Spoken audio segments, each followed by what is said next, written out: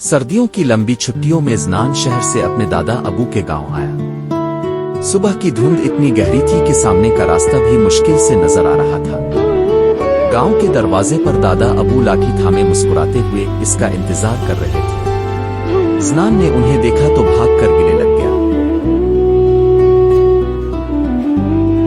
Dada Abu, it's so cold today. Yes, Zayan, but the cold reminds us to stay close and warm.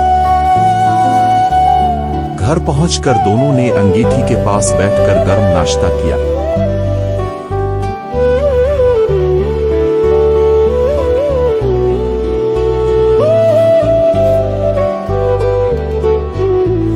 फिर वो सरसों के खेतों में सैर करने निकले, जहां धुंध हर चीज को जादुई बना रही थी। ज़नान ने बकरियों के साथ खेला, हाथ पंप चलाया।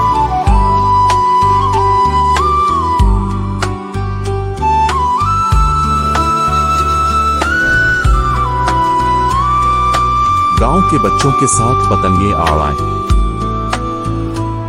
शाम को वो दरिया किनारे गए। खामोश पानी और डूबता सूरज देखकर ज़नान को बहुत सुकून मिला। रात को आंगन में आग जली, शुक्रकंदी भुनी।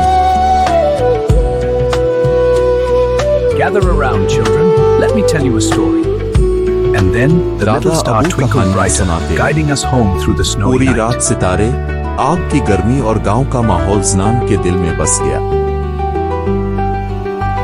Rest well, my जब child. जाने का वक्त आया तो दादा अबू ने हाथ हिलाकर कहा, Take care, जल्दी Zayan. वापस आना बेटा।